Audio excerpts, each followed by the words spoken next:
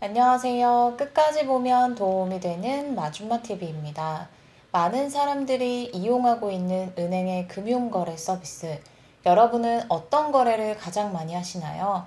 현금이 필요할 때 이용하는 출금 서비스, 목돈 마련을 위해서 저축하는 예금, 내가 돈을 보내기도 하고 돈을 받기도 하는 계좌이체 서비스 등 일상에서 간편하지만 자주 사용하는 은행에 여러 금융거래 서비스가 있습니다.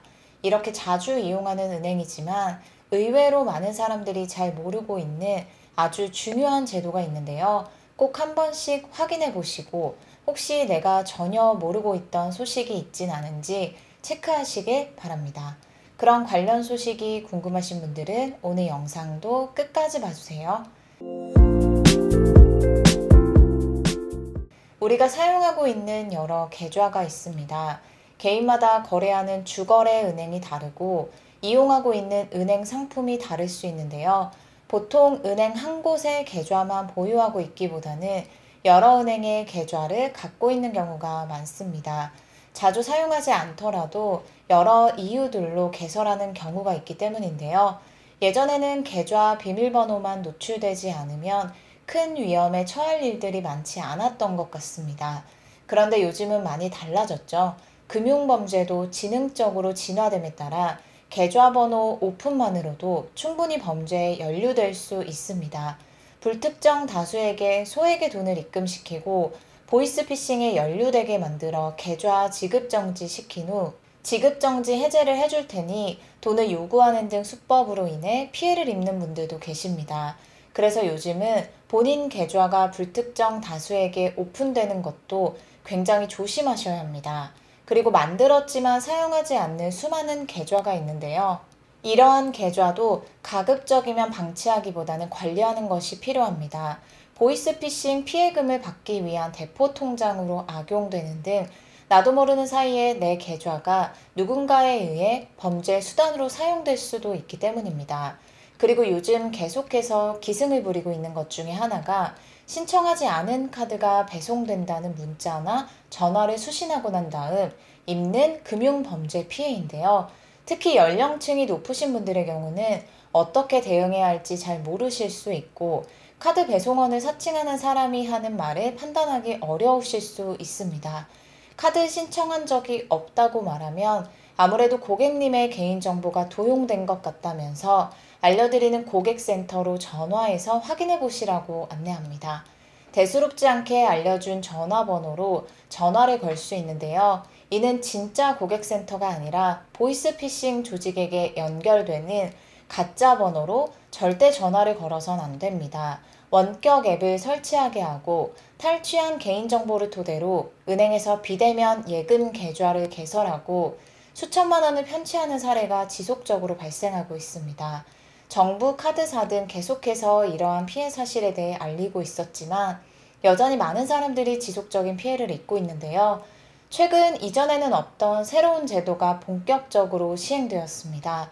해당 제도만 알고 미리 신청만 해도 앞으로 일어날 수 있는 비대면 금융사고 피해를 예방하는 데 큰 도움이 될 수 있는데요. 그래서 반드시 확인해 보시고 본인 및 부모님 등 가족분들의 계좌 관련 신청도 한 번씩 고려해 보시면 좋을 것 같습니다. 대면이 아닌 비대면을 통한 다양한 금융사고가 발생하고 있습니다. 여신거래 안심차단 서비스를 통해 신용대출, 신용카드 발급 등 개인의 신규 여신거래를 사전에 차단할 수 있는데요. 은행, 금융투자, 보험, 여신 전문, 저축은행 등 4,012개 금융회사 중 본인이 거래 중인 금융회사를 방문해서 신청하면 차단 서비스를 이용할 수 있습니다. 그런데 비대면 계좌 개설은 차단할 수 없었는데요. 본인이 원하지 않은 수시 입출 금식 계좌가 비대면으로 신규로 개설되지 않도록 차단해주는 서비스입니다.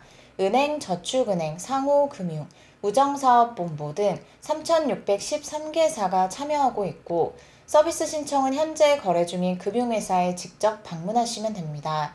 은행의 모바일 또는 인터넷 뱅킹과 금융결제원의 어카운트 인포를 통해서 비대면으로 신청도 가능합니다.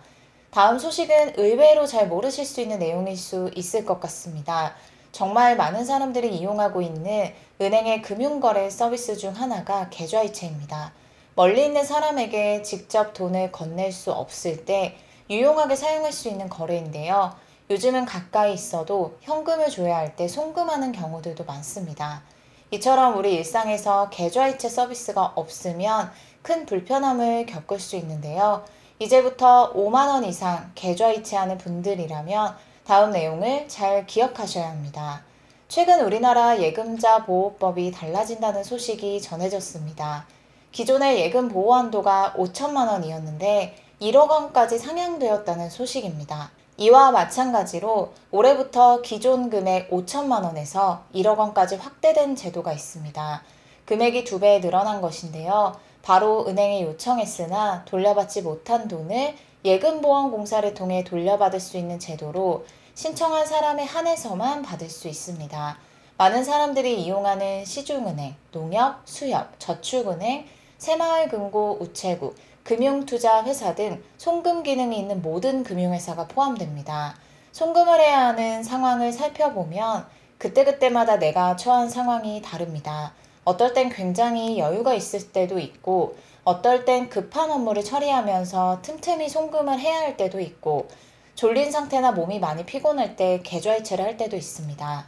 우리가 송금 업무를 할 때 가장 조심해야 하는 것이 금액, 은행명, 예금주 등 아주 중요한 부분들을 체크하지 않고 돈을 잘못 보내는 것입니다.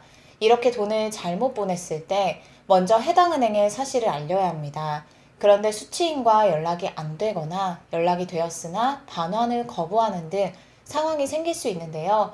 그럴 때 송금일로부터 1년 이내에 신청하면 반환 지원을 받을 수 있는 차고 송금 반환 지원 제도가 있습니다.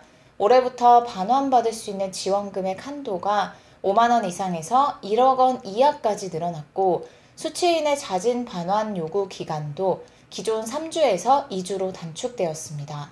예금보험공사 온라인 홈페이지 또는 예금보험공사에 방문해서 신청하고 심사 후 반환 지원 대상으로 결정되면 예금보험공사에서 행정안전부, 금융회사, 통신사를 통해서 차고 송금 수취인의 정보를 확인하고 자진 반환을 권유합니다.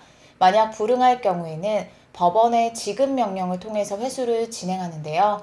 이때 회수 과정에서 발생하는 회수 관련 비용이 있을 수 있습니다. 비용은 해제 사유, 회수 단계 등에 따라 개인별로 상이한데요. 차고 송금 수취인이 공사에 반환한 차고 송금액에서 회수 관련 비용을 차감한 금액을 차고 송금인에게 지급합니다.